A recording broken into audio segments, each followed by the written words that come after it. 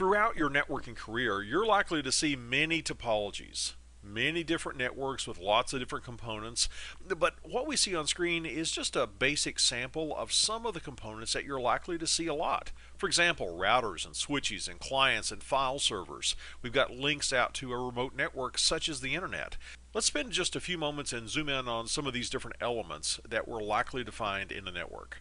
For example, the end user is using some sort of a client. Maybe it's a desktop, maybe it's a laptop, maybe it's a smartphone or a tablet. But a client device is how the user interfaces with the network. And one resource that they might be trying to access on the network is a file server. A file server can be thought of as a computer that shares its hard drive with clients. And of course, depending on the network operating system running on the file server, there are different ways of setting up who has permission to access which files. But for the purpose of our discussion, let's just think about the job of a file server. The file server is going to make files available to our clients. And because all the clients are pointing to this same shared repository, one client can make an update, and that update is suddenly reflected when the next client downloads the file which was updated. But how do the file servers connect into the network? Well, typically, they're going to be connecting into the network by connecting to a switch. And a switch is referred to as a layer 2 device. We'll be talking about that later. A switch, specifically an Ethernet switch, can make forwarding decisions based on what it learns from the attached devices. You see, inside the file server, inside the client, there is a network interface card, an NIC or a NIC.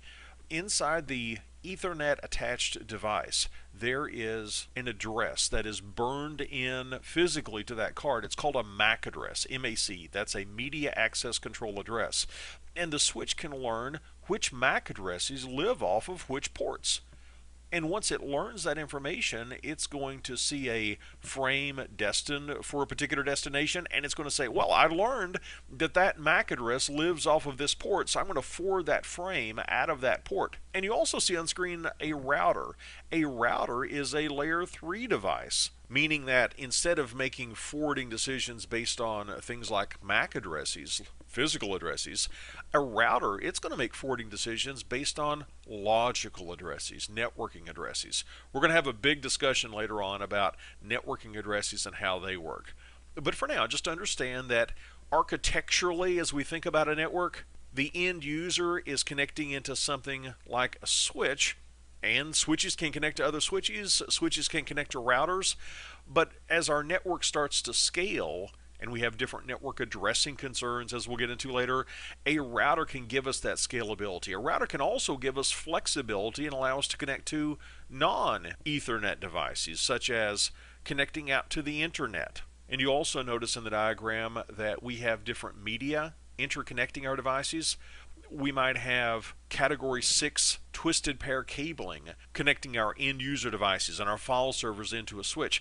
Maybe we have the same thing between a switch and a router. We could use fiber optics in some cases. We've got different wide area network links coming in from our service provider to get us out to the internet or some other remote network.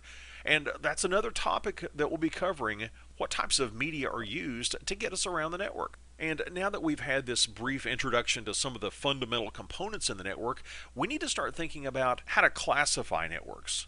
We can classify networks based on how geographically dispersed they are, or how they're interconnected. For example, on screen, this is a network that we're assuming is in a single building. Within the building, this network that we see is a LAN, an LAN, a local area network.